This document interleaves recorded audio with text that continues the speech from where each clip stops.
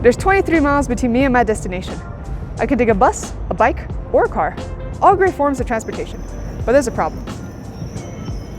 Well, dang it. Traffic and the cost to get there.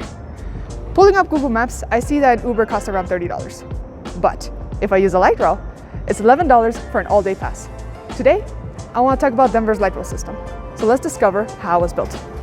Hi, my name is Andreas. I'm an urban planner and an engineer, and this is how to build a world.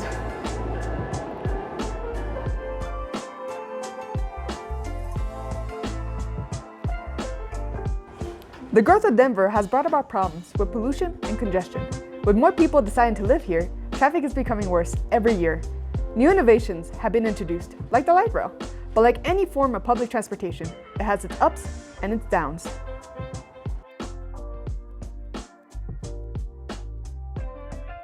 Before 1994, the only way to get around the city was to drive or take the bus.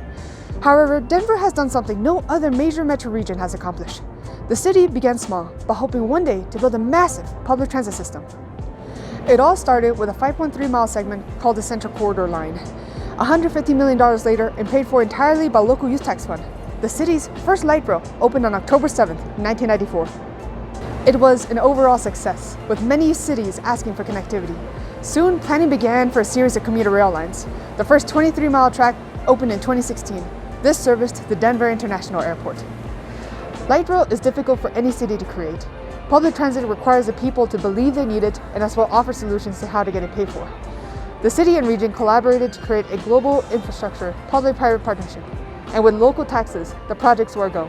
The city collected the land, and the Regional Transportation District, aka RTD, developed the transit lines. They both hired contractors and subcontractors to build the transit line. 20 years before RTD opened the light rail, they planned for a personal rapid transit line. It is very different from regular mass transit. Usually when you get on a rail line, you get into a large car with many people and you stop at every stop on the line. However, with personal rapid transit, you get into a small car and your car only goes to your destination. It does not stop anywhere else. Unfortunately, the project was scrapped, but it helped launch the idea for today's rapid transit line. When creating transit, you must consider the available space in the city. You can't just build a rail line down any street or neighborhood. Creativity is important, such as using city property, like highways, or buying it through eminent domain. Transit needs to be located near dense populations, but most of the time, you need to settle somewhere in between. If poorly designed, I can end up in the middle of nowhere. But modern practices advocate for transit-oriented development. This is where RTD can work with developers and create neighborhoods meant for the transit line. How did Denver design its light rail system? Surprisingly, RTD has both commuter rail and light rail. What is the difference? Let me show you. Light rail is smaller than commuter.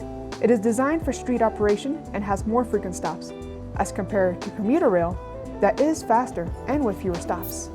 This is light rail, and this is commuter. I know, they look the same. Passenger capacity is 162. Dimensions is about 80 by 8 feet by 9 feet. Weight, 44 tons, empty. Maximum speed, 55 miles per hour. Power source, catenary supply voltage, 750 volts direct current.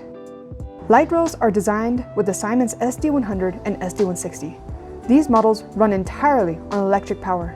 The hanging metal that connects the top of the cars power the train. These models have positive train control. It is a GPS and communications-based system that reduces accidents. Transit runs on cleaner energy than cars or buses, and RTD has shown to be an industry leader using alternative fuels and pollution reduction technology. Due to the pandemic, ridership is low, the budget cut, and projects canceled. Emergency funding from the U.S. Congress CARES Act is currently helping RTD. I believe it is crucial to support public transit. The pandemic will pass, but defunding future development would cause more harm than good. Today, RTD has placed safety requirements, like wearing masks and social distancing. Slowly, the citizens in Denver are using public transit once again. Every year, the light rail gains new riders and more extensions are added. Building affordable mass transit has provided new job opportunities, reduced traffic, and lowered pollution. This shows that building mass transit is a vital investment for any city. In just 30 years, Denver has accomplished in creating an exceptional transit network.